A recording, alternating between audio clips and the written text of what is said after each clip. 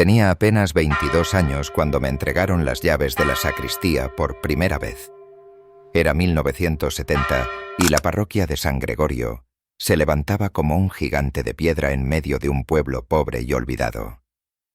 Yo era joven ingenuo, lleno de fervor, convencido de que la sotana era un puente directo entre mi vida y la voluntad de Dios. Nadie me obligó a entrar al seminario, nadie me arrastró a la vida sacerdotal. Fui yo mismo quien creyó escuchar un llamado, que con el tiempo descubrí que también escondía un grito de silencio y de miedo. Recuerdo el olor a madera vieja mezclado con cera derretida, los vitrales rotos que dejaban entrar una luz pálida en las mañanas y el sonido constante de las campanas que marcaban las horas de oración. La gente del pueblo veía en mí un ejemplo de pureza, un muchacho de familia sencilla que había logrado elevarse. Mi madre, mujer de rezos diarios y manos endurecidas por el trabajo, lloró de orgullo el día que me impusieron las manos.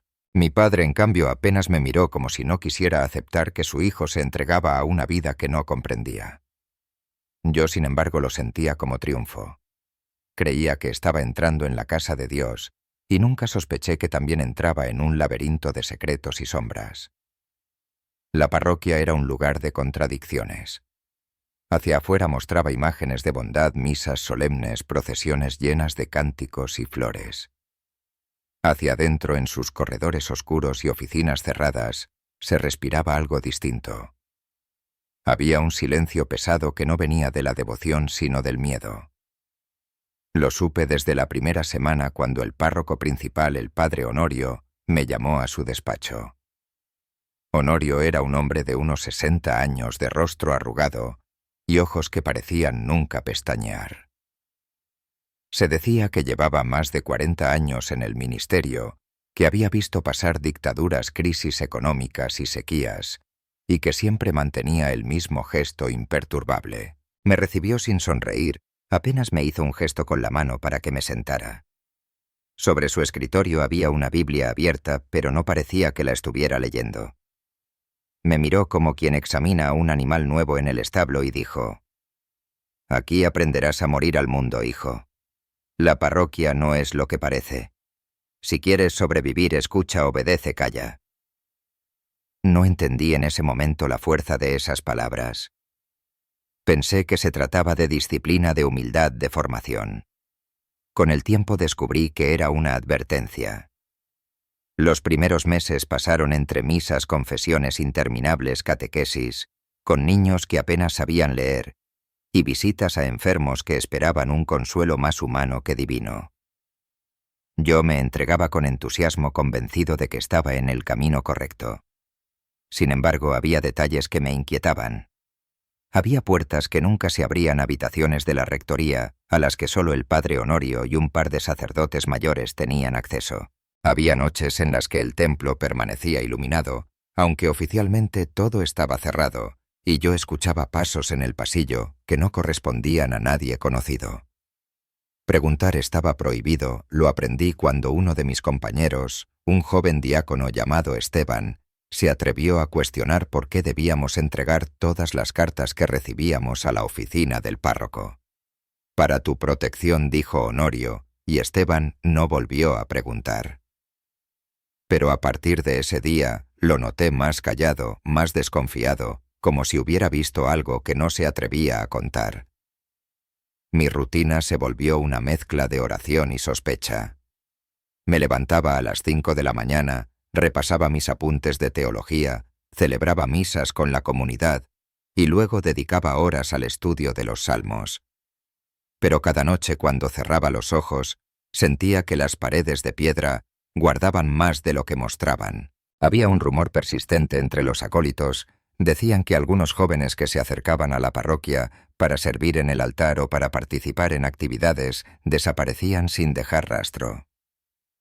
Oficialmente se explicaba que habían emigrado a la capital o que se habían perdido en malos caminos. Pero las madres seguían apareciendo en las puertas de la iglesia llorando, pidiendo respuestas, y siempre recibían el mismo consuelo enlatado. Recen. Dios sabe lo que hace. Yo creía en esas palabras o quería creer hasta que vi lo que nunca pude olvidar. Fue una noche de invierno, el viento soplaba con tanta fuerza que parecía que los muros iban a caer. El padre Honorio me pidió que lo acompañara a cerrar el ala vieja de la parroquia, un sector que ya no se utilizaba para el culto y que se encontraba en ruinas. Entramos con una lámpara de aceite. El aire estaba cargado de humedad y polvo. A mitad del pasillo escuché un gemido apagado como de alguien intentando no ser oído. Me detuve, pero Honorio siguió caminando como si nada. «No te distraigas», me dijo con tono seco. Pero esa voz volvió, era un suspiro lastimero que me heló la sangre. Quise preguntar, pero el miedo me cerró la boca. Esa noche casi no dormí. Los días siguientes traté de convencerme de que había sido el viento o mi imaginación cansada. Sin embargo, la sospecha creció cuando vi a Esteban entrar al despacho del padre Honorio una tarde y salir con el rostro desencajado, blanco como la cera. Nunca me dijo qué ocurrió allí dentro, pero 2 semanas después pidió traslado a otra parroquia y desapareció de nuestro entorno. Nadie volvió a mencionarlo. En los sermones se hablaba de obediencia, de renuncia, de fe absoluta. Nunca de dudas, nunca de preguntas. El silencio era la regla de oro. Poco a poco mi fe comenzó a mezclarse con un miedo que no sabía nombrar. Había recibido el llamado para servir, pero ahora empezaba a preguntarme a quién servíamos realmente. Había palabras en los labios de Honorio que sonaban más a sentencia que a evangelio. Había miradas en algunos sacerdotes mayores que no irradiaban compasión sino cálculo. Yo, que había llegado buscando luz, empecé a sentir que estaba encerrado en un recinto donde la sombra tenía más poder que el sol. Durante 25 años guardé silencio. Hoy, mientras escribo estas palabras, mi corazón late con la misma fuerza que aquella primera noche de invierno, porque sé que contar la verdad es abrir una herida que muchos quisieron mantener cerrada. Pero ya no tengo miedo. He vivido demasiado tiempo con la carga de lo no dicho. Y antes de que sea demasiado tarde quiero confesar lo que realmente ocurría en aquella parroquia para que al menos quede constancia de que el silencio no fue absoluto, de que alguien se atrevió a romperlo. Con el paso de los meses aprendí a moverme entre 2 mundos, el de la fachada luminosa de la parroquia, llena de ceremonias, cantos y plegarias, y el otro, el mundo de los corredores silenciosos, los despachos cerrados y los encuentros que nunca aparecían en los registros. Fue en ese segundo mundo donde comencé a comprender lo que realmente se escondía bajo el hábito y las sotanas. Al principio lo noté en pequeños detalles.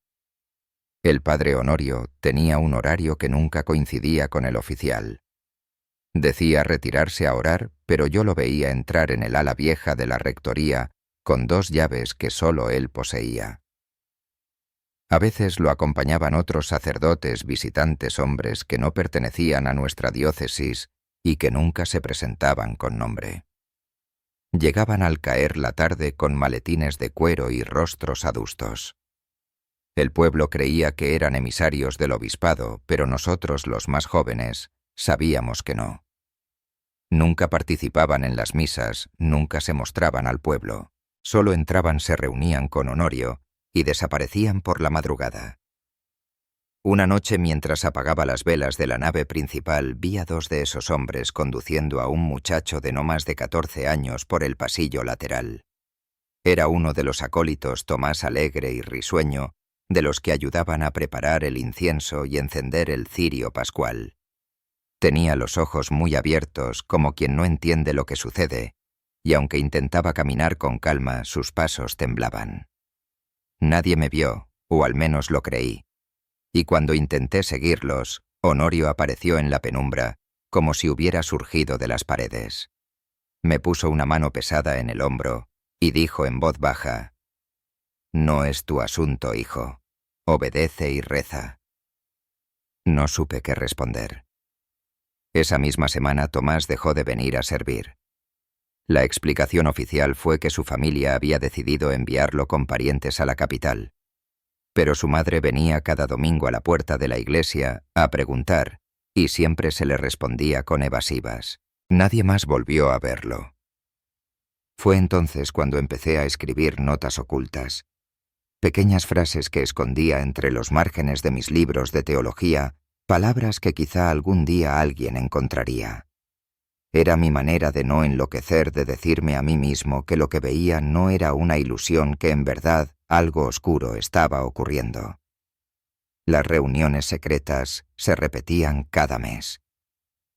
El patrón era siempre el mismo. Llegaban hombres de fuera, se encerraban con Honorio en la parte trasera de la rectoría, y algunos jóvenes eran llamados.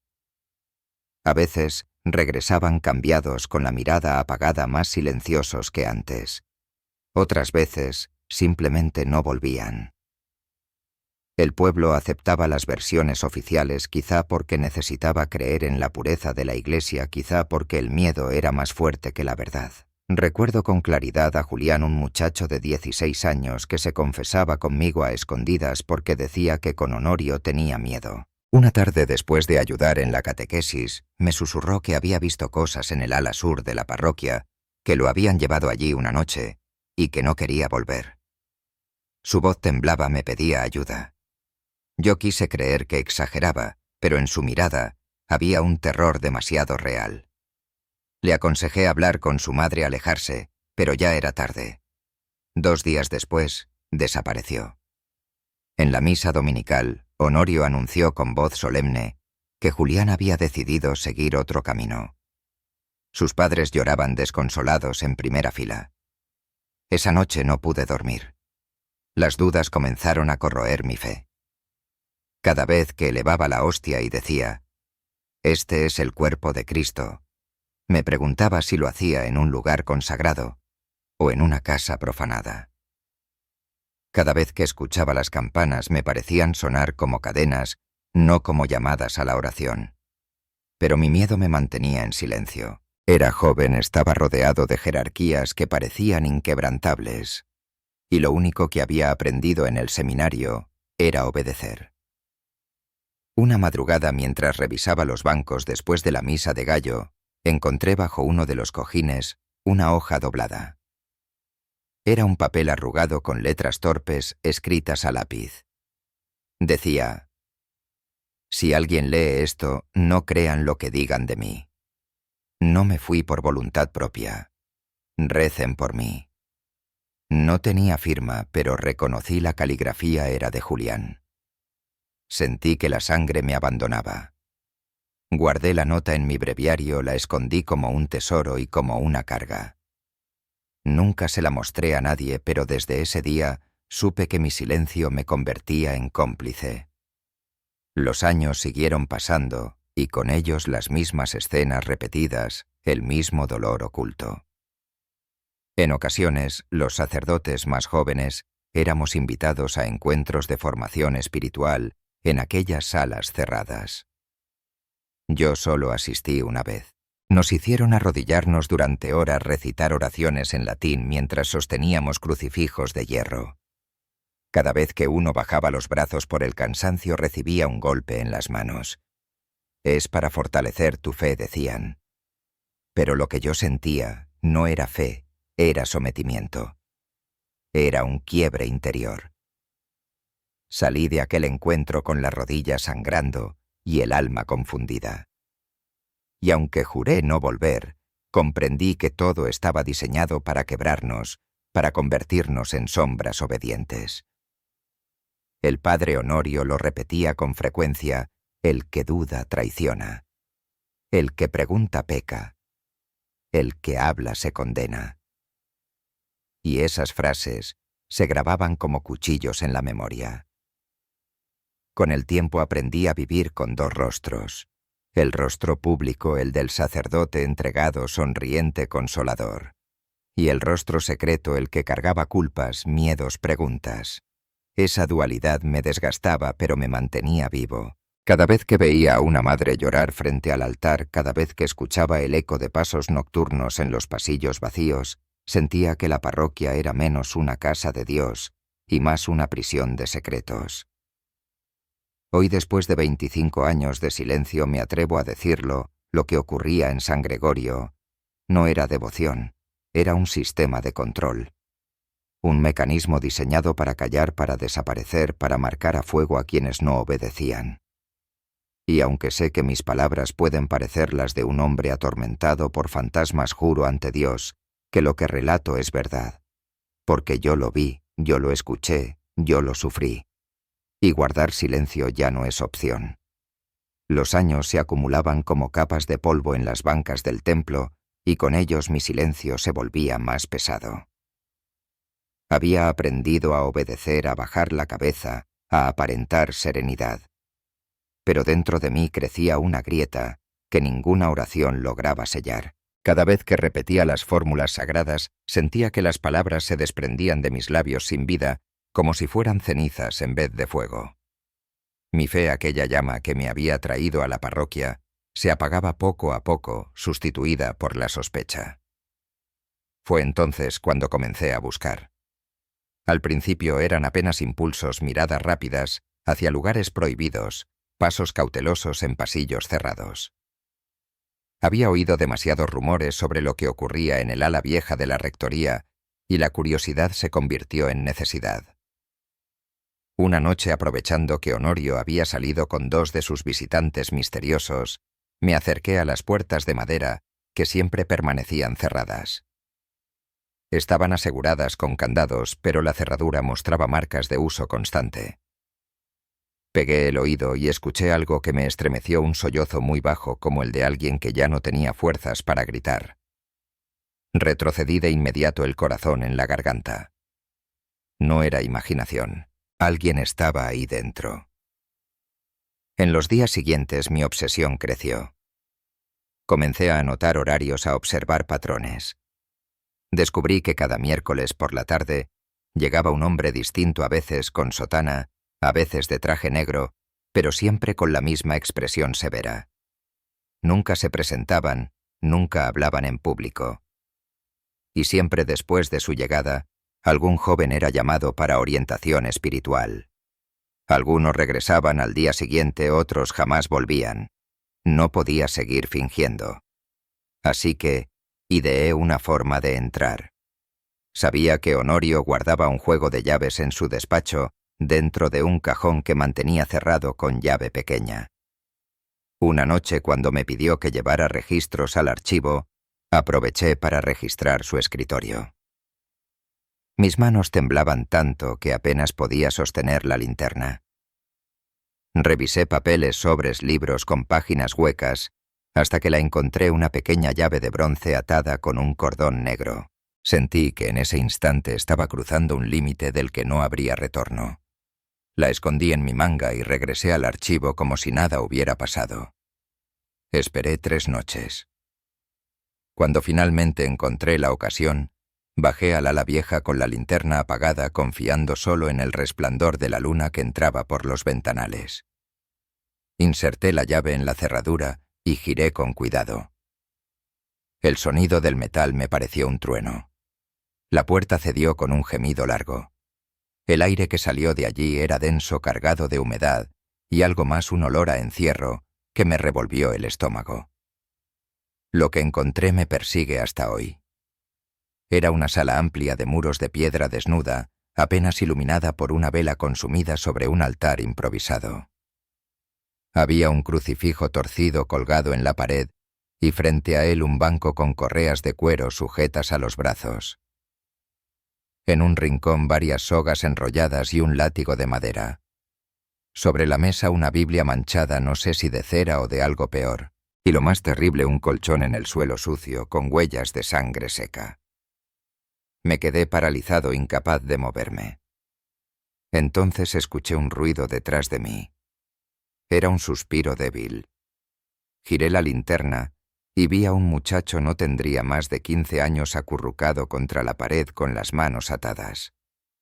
Su rostro estaba hinchado, sus labios partidos. Cuando me vio, murmuró apenas: «No diga nada, por favor».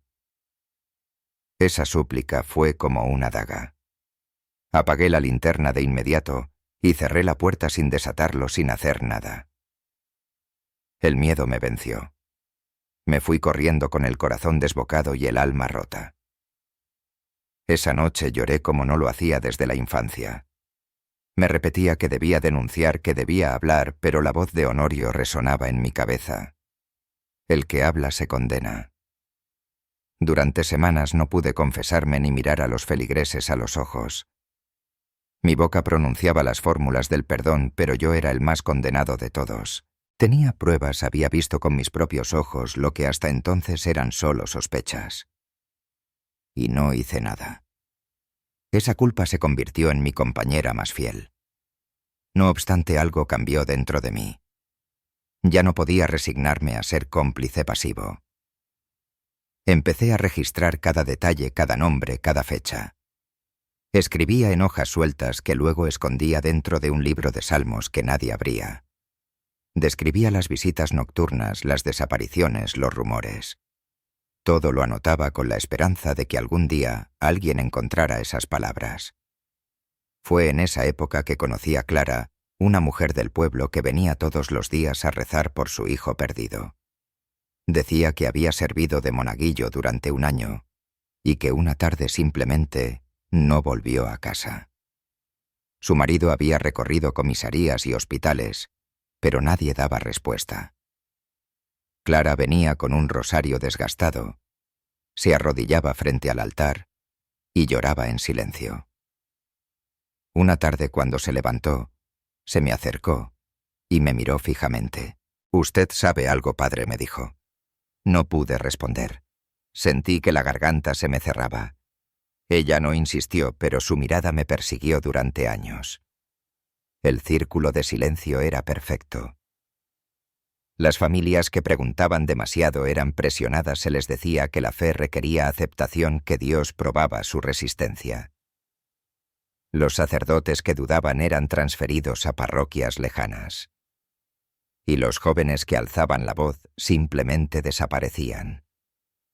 Todo estaba cuidadosamente calculado para que nada trascendiera. Yo mismo estuve a punto de ser convocado a esas entrevistas espirituales privadas. Una tarde Honorio me llamó a su despacho y me dijo que había visto en mí señales de rebeldía, que necesitaba purificación. Mi sangre se heló. Sentí que había llegado mi turno. Sin embargo, justo esa semana falleció el obispo de la diócesis y las visitas se suspendieron por un tiempo. Fue un respiro que interpreté como una señal divina. Pero no me engaño, si sigo aquí, si estoy vivo para contarlo, no fue por valentía, sino por azar. Muchos otros no tuvieron esa suerte. Y aunque yo guardé silencio, cada lágrima de madre, cada mirada perdida de joven, me fue marcando la piel por dentro como cicatrices invisibles. Ahora, al escribir estas palabras después de 25 años, comprendo que lo que presencié no era un error aislado ni un desvío de un hombre enfermo. Era un sistema, una maquinaria de sometimiento y miedo. Y yo fui testigo directo, aunque mi cobardía me impidiera actuar. Lo confieso con vergüenza, mi fe se quebró aquella noche en que vi al muchacho atado.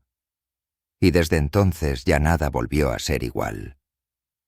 El tiempo en la parroquia tenía una cualidad extraña, como si las estaciones no pasaran dentro de sus muros de piedra. Afuera el pueblo cambiaba. Los niños crecían, las familias emigraban, los campos sufrían sequías y cosechas. Adentro, en cambio, todo parecía igual. Los mismos rezos, las mismas homilías, el mismo eco de campanas. Sin embargo, dentro de mí nada estaba igual. Cada día el peso de lo que había visto se volvía insoportable, y aunque seguía celebrando misas y repartiendo bendiciones en el fondo, ya no creía en nada. Había aprendido a fingir. Mostraba un rostro de serenidad ante los fieles, sonreía a los niños durante la catequesis, repetía con voz firme las oraciones comunitarias. Pero por las noches, cuando el templo quedaba vacío y la luz de la luna atravesaba los vitrales rotos, me consumía la culpa. Veía el rostro de aquel muchacho que encontré atado en el cuarto prohibido. Escuchaba su voz suplicando: «No diga nada, por favor», y comprendía que mi silencio había sido otra forma de traición. En medio de ese tormento, un pequeño detalle abrió una grieta. Fue una madrugada mientras limpiaba el despacho de Honorio por orden suya. Él había salido a un viaje corto a la capital y me dejó encargado de revisar documentos. No era común que me diera acceso a su oficina en su ausencia, y quizá por eso aproveché para buscar más allá de lo permitido. Entre los libros apilados en un estante, encontré uno que me llamó la atención, un manual de teología de tapas desgastadas. Cuando lo abrí entre las páginas centrales, hallé una hoja doblada. La desplegué con manos temblorosas. Era una carta. La caligrafía era redonda, delicada, con trazos que no parecían de un adulto. Decía: «Si alguien encuentra esto, por favor, crean en mí. No me fui, no lo elegí. Me obligaron. Él dice que es voluntad de Dios, pero no lo es. Recen por mí». No estaba firmada, pero reconocí el nombre escrito al margen: Marcos. Era otro de los monaguillos que meses antes había desaparecido. Su familia había sido convencida de que se había marchado a la ciudad en busca de trabajo. Yo lo recordaba siempre alegre, con una voz clara que entonaba los cantos del coro. Ahora su letra me suplicaba desde una hoja escondida. Guardé la carta dentro de mi breviario junto a la nota de Julián que ya llevaba conmigo. 2 voces, 2 pruebas, 2 fantasmas que me perseguían. Y con ellas comprendí que no podía seguir siendo un espectador. Tenía que hacer algo, aunque no supiera exactamente qué. Empecé por acercarme a algunos de mis compañeros sacerdotes. No era fácil. La mayoría vivía con el mismo miedo o con una obediencia ciega. Pero encontré cierta complicidad en el padre Rodrigo, un hombre joven que había llegado hacía poco de otra diócesis. Una noche, mientras cenábamos en silencio, me atreví a preguntarle si había notado cosas extrañas en la parroquia. Me miró fijamente, bajó la voz y respondió: «Aquí todos hemos visto algo, pero pocos quieren admitirlo. Honorio tiene demasiado poder». No dijo más, pero en su mirada reconocí el mismo temor que ardía en mí. A partir de ese momento comenzamos a intercambiar palabras cortas, miradas significativas, pequeños gestos de resistencia. Era poco, pero para mí fue un respiro. Saber que no estaba completamente solo me dio fuerzas. Una noche le mostré a Rodrigo la carta de Marcos. Se quedó pálido, la leyó varias veces y luego la devolvió sin pronunciar palabra. Al final, solo murmuró: «Guárdala bien. Algún día servirá». Los meses siguientes fueron de tensión creciente. Honorio parecía sospechar que algo se movía fuera de su control. Me observaba con mayor insistencia, preguntaba con frecuencia dónde había estado, a quién había atendido. En las homilías, introdujo frases más duras sobre la obediencia y el silencio. «La lengua del traidor lo condena», repetía. Yo sentía que esas palabras iban dirigidas a mí como cuchillos disfrazados de sermón. El momento decisivo llegó una noche de verano.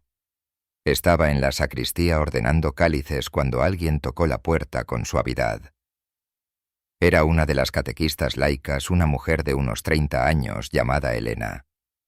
Venía con los ojos enrojecidos y la voz entrecortada.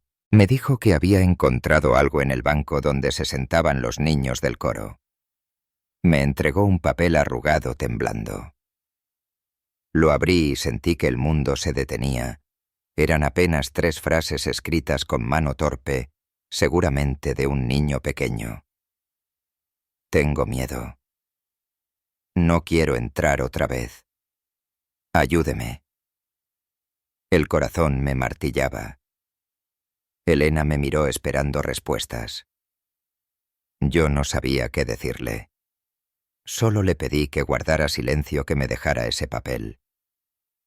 Ella asintió, pero antes de irse me dijo algo que me heló. «Padre, yo también escucho cosas en las noches. Golpes, gritos apagados. Usted sabe algo, ¿verdad?». «¿Verdad?», No pude responder.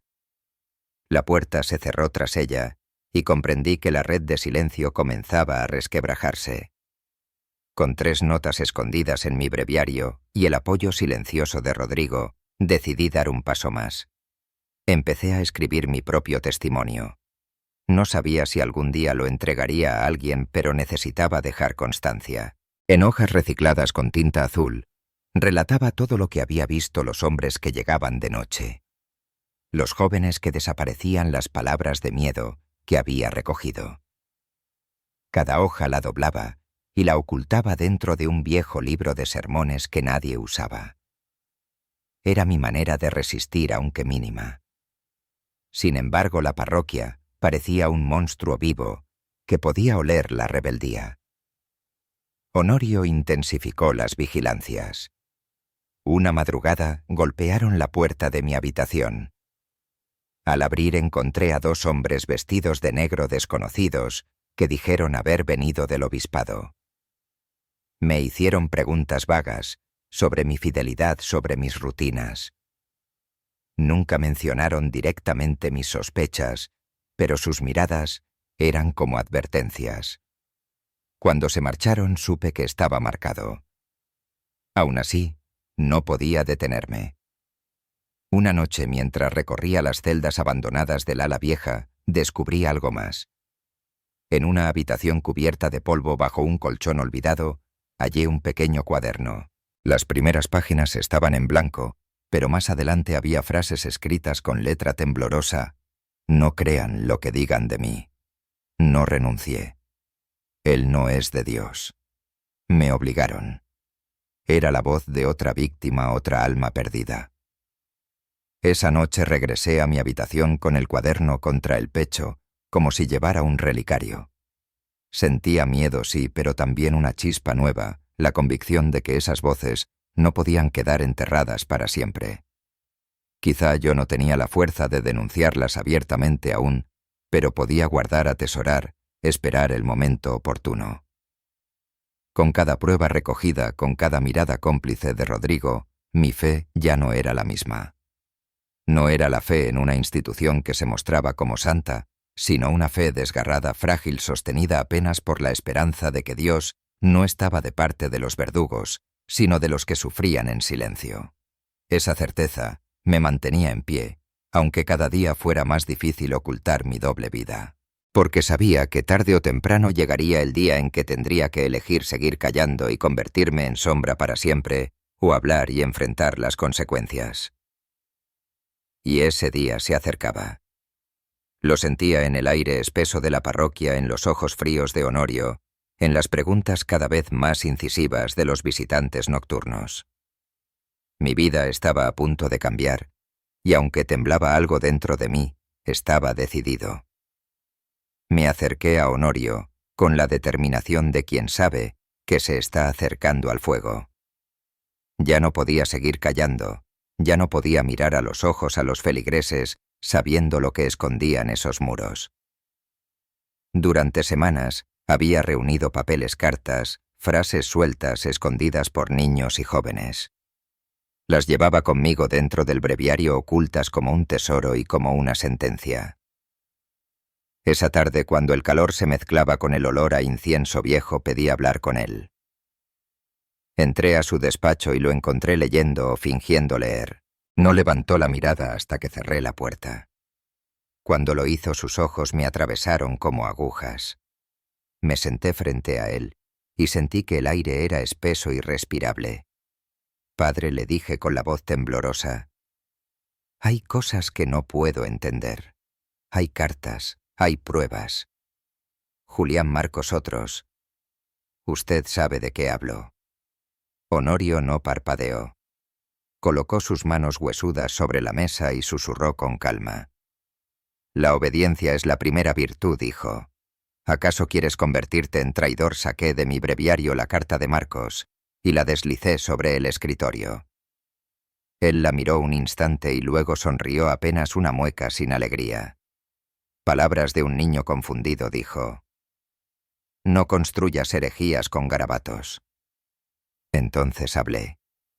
Le conté lo que vi en el ala vieja, el banco con correas, el colchón sucio, el muchacho atado. Le dije que eso no era fe, que eso era crueldad. Por un segundo juraría que su máscara se resquebrajó, pero enseguida volvió a ser piedra. «Tú hiciste votos», me respondió, «y un voto roto arrastra al alma al infierno». Me incliné hacia él temblando de rabia. «El infierno ya está aquí», le dije, «y lo hemos construido nosotros». Su sonrisa desapareció. Me ordenó salir. Y yo salí, pero con la certeza de que había cruzado un punto sin retorno. Esa noche me despertaron a golpes suaves en la puerta.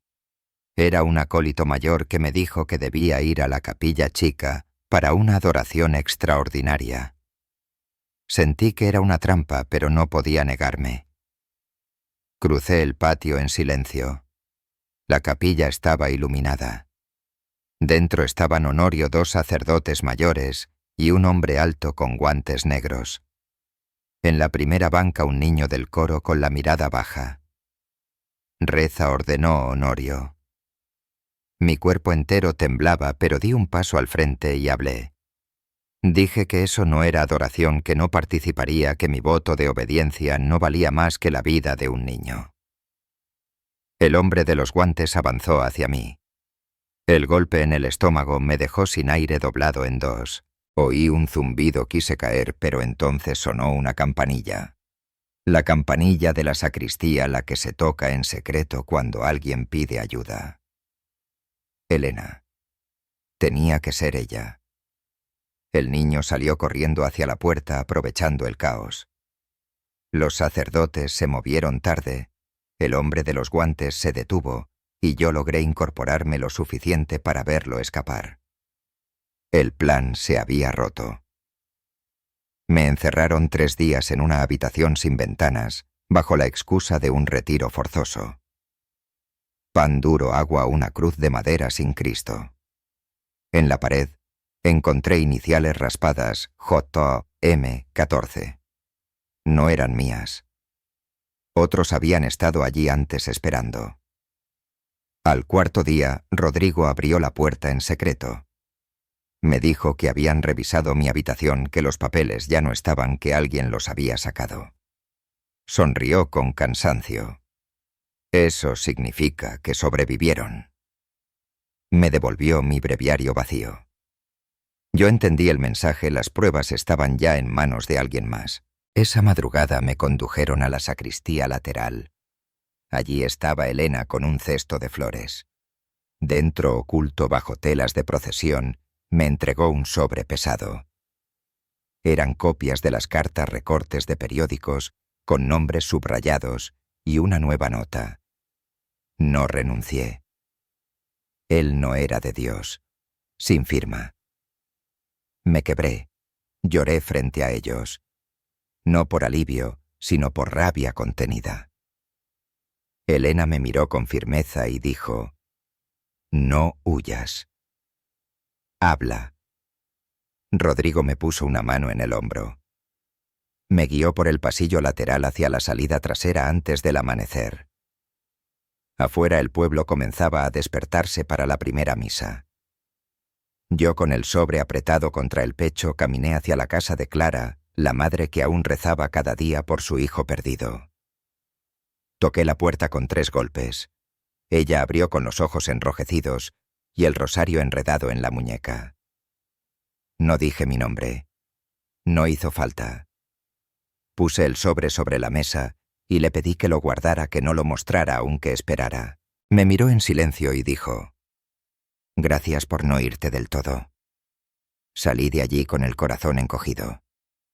Sabía que ya no podía volver a la parroquia como antes. Había roto el pacto de silencio. Y aunque el precio sería alto por primera vez en muchos años, sentí que respiraba aire limpio. Porque entendí que la verdadera obediencia no era callar, sino proteger a quienes nunca debieron sufrir en nombre de Dios. Y aunque aún quedaba un largo camino, el primer paso ya estaba dado. Me fui de la parroquia como quien abandona una casa en llamas, sin mirar atrás, sin recoger nada. No hubo despedida ni permiso. Al amanecer, con el sobre escondido bajo la sotana y el corazón latiendo como un tambor, crucé el puente de piedra que separaba el templo del pueblo. El aire frío me golpeó el rostro como una bofetada. Por primera vez en 25 años sentí que mis pasos eran míos, aunque cada uno pesaba como una condena. Los rumores comenzaron de inmediato. Decían que había enfermado, que había sido trasladado a una misión lejana que necesitaba purificación espiritual. La verdad era más simple y más dura: había escapado. Esa palabra escapar me dolía porque me hacía sentir como un traidor, y sin embargo también me daba un respiro. Escapar significaba seguir vivo, significaba que mis labios aún podían hablar.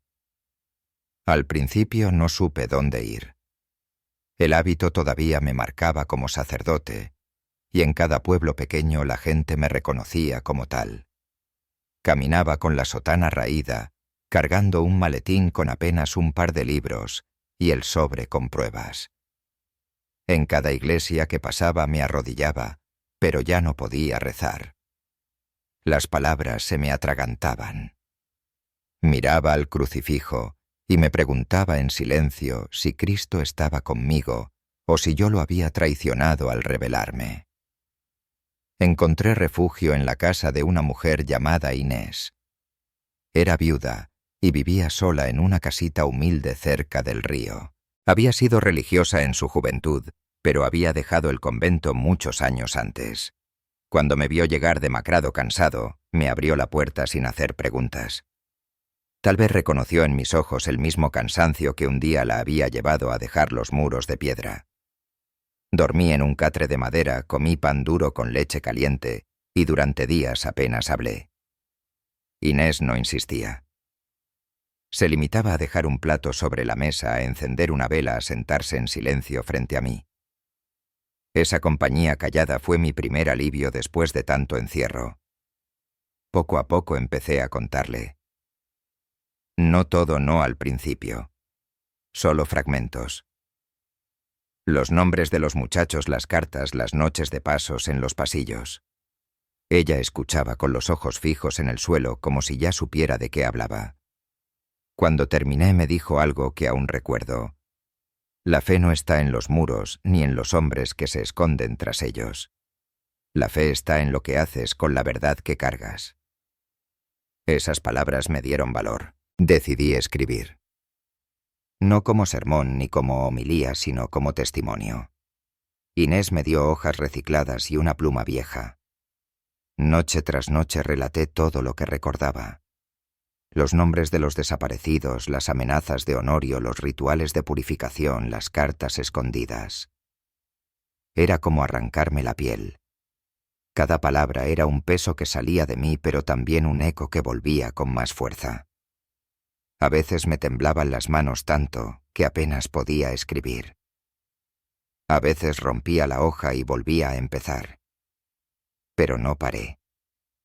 Semanas después, con un fajo de páginas manchadas de tinta, comprendí que no podía quedármelas. Así que busqué a Clara. Cuando entré a su casa con mis escritos, me abrazó en silencio. No lloró, no me reprochó. Simplemente tomó los papeles, los guardó en un arcón y me dijo: «Ahora no estás solo». Esa frase marcó el comienzo de algo nuevo, porque poco a poco comenzaron a llegar más mujeres. Alguien corrió la voz en el pueblo de que yo sabía cosas. Una madre trajo un pañuelo con el nombre bordado de su hijo desaparecido. Otra me mostró un cuaderno de oraciones donde había encontrado frases tachadas. «Dios, sácame de aquí». Cada encuentro era un puñal y un bálsamo al mismo tiempo. El dolor de ellas me recordaba mi cobardía, pero su confianza me daba fuerzas. Inés sugirió reunirnos en su casa. Así nació un círculo pequeño de apenas 5 o 6 personas donde compartíamos recuerdos y silencios. No era una organización ni una denuncia formal, pero era un inicio. Rezábamos, sí, pero nuestras oraciones eran distintas. Ya no pedíamos resignación, pedíamos luz. Ya no suplicábamos obediencia, suplicábamos valor. Rodrigo también apareció semanas después. Llegó demacrado con barba descuidada y una mirada cansada. Había logrado salir de la parroquia tras recibir presiones para un traslado. Traía consigo un par de páginas más copiadas del archivo secreto. Cuando las puso sobre la mesa de Inés, todos guardamos silencio. Eran listas de nombres. Fechas. Iniciales. Nada explícito, pero lo suficiente para demostrar un patrón. Esto no lo destruirán, dijo Rodrigo. Está en más manos de las que creen. Sentí que por primera vez en muchos años, la verdad dejaba de ser un murmullo y empezaba a ser un coro. Claro que el miedo seguía presente. Había rumores de que hombres preguntaban por mí en pueblos cercanos. A veces veía figuras en las esquinas observando. Una noche alguien lanzó piedras al tejado de la casa de Inés. Otra madrugada encontramos la puerta entreabierta aunque nadie recordaba haberla dejado así. Vivíamos con el corazón alerta sabiendo que cada palabra podía costarnos caro. Pero en medio de ese miedo algo floreció. Descubrí que podía seguir siendo sacerdote, aunque ya no usara sotana ni viviera en parroquia. Era sacerdote en el modo en que escuchaba a esas mujeres, en cómo recogía sus historias, en cómo rezaba con ellas, sin fórmulas, solo con palabras sencillas. Dios, no nos abandones. Mi fe, herida y rota, comenzaba a renacer no en la obediencia ciega, sino en la verdad compartida. Con el tiempo empezamos a escribir cartas colectivas. No eran denuncias legales, pero sí testimonios. Cada mujer escribía lo que había visto o sufrido. Algunas firmaban con iniciales, otras no se atrevían. Juntamos esas cartas y las guardamos en distintos lugares. Inés las escondía en bolsas de harina. Clara las enterraba dentro de una caja de metal bajo el naranjo de su patio. Rodrigo las escondió en la tapa hueca de un misal antiguo. Yo llevaba siempre una copia conmigo en el forro de la chaqueta. No para leerla, sino para recordar que no debía callar nunca más. Han pasado años desde entonces, y aún sueño con los pasillos de la parroquia, con los golpes de la vara en las manos, con las miradas perdidas de los niños. Pero también sueño con las voces de las madres, con las cartas que se multiplicaron, con las manos que se entrelazaban en la casa de Inés. Ahora sé que mi misión no terminó cuando dejé de celebrar misa en San Gregorio. Mi misión apenas empezaba. Porque ser sacerdote no era repetir rezos sin alma, ni obedecer a hombres que usaban el nombre de Dios como máscara. Ser sacerdote, lo entendí tarde, era sostener la verdad, aunque temblara, era acompañar el dolor, aunque me partiera. Y aunque sigo cargando con el peso de no haber hablado antes, también sé que el silencio ya no es dueño de mí. Las voces de Julián de Marcos, de tantos otros, viven en esas cartas, en esas mujeres en mí. Y mientras alguien las recuerde, la parroquia ya no será solo un lugar de sombras, sino también un lugar de memoria. Hoy tengo 77 años. Mis manos tiemblan cuando sostengo la pluma, mis rodillas ya no me sostienen en largos rezos, y sin embargo siento la urgencia de dejar estas palabras como quien enciende una última vela antes de que la oscuridad lo alcance. Han pasado 25 años desde que dejé la parroquia de San Gregorio, pero en mis noches todavía escucho los pasos en los pasillos, el eco de la campanilla secreta, los suspiros apagados de quienes nunca volvieron. He vivido mucho tiempo con el peso de mi silencio. Fui cómplice por callar, lo sé, y esa es la carga más pesada que llevo. Podría excusarme diciendo que era joven, que tenía miedo, que estaba atrapado en una red de poder demasiado grande para mí. Pero las excusas no borran el rostro de Julián, las notas torpes de Marcos, las iniciales raspadas en la pared del retiro. Yo lo vi, y aún así tardé demasiado en hablar. Después de salir de San Gregorio nunca volví a vestir la sotana. La colgué en un ropero de madera en la casa de Inés y allí quedó como una piel vieja. Viví como un hombre sencillo en habitaciones prestadas, trabajando en lo que podía, dando clases de latín, ayudando en bibliotecas, a veces colaborando en hospitales como voluntario. Nunca más tuve un altar, pero aprendí que podía encontrar a Dios en un gesto de ternura, en un pan compartido, en una palabra de consuelo. Algunas noches me despertaba con pesadillas, veía al hombre de los guantes acercándose. Sentía otra vez el golpe en el estómago, o escuchaba a Honorio susurrando que el que habla se condena. Entonces me levantaba, encendía una vela y me sentaba frente a la ventana. Miraba la luna y murmuraba palabras simples. «Señor, no me dejes callar otra vez». Y poco a poco, el miedo se iba apagando. Con los años mi testimonio dejó de ser solo mío. Se unió al de muchas otras voces. Mujeres que habían perdido a sus hijos, hombres que habían visto y no pudieron actuar, jóvenes que lograron escapar. Juntos formamos una red invisible, una comunión distinta, sin altares ni jerarquías, pero más cercana al corazón de Cristo. Compartíamos cartas, abrazos, silencios. Descubrimos que la fe no estaba muerta, solo herida, esperando ser liberada del miedo. A veces me miro al espejo y casi no reconozco al joven que entró lleno de fervor en 1970. Veo un rostro lleno de arrugas, ojos cansados, cicatrices invisibles. Y sin embargo, en esa mirada quebrada, también descubro algo que nunca imaginé: libertad. Porque aunque cargue culpas y temores, ya no vivo encadenado al silencio. Puedo hablar, puedo escribir, puedo decir en voz alta lo que durante décadas se escondió tras muros de piedra. No todos lo entienden. Algunos me llaman resentido, otros me acusan de manchar la Iglesia. Yo solo respondo que no hay mancha más grande que la mentira, que no hay traición peor que usar el nombre de Dios para destruir vidas. Si hablar me convierte en traidor, entonces acepto la condena.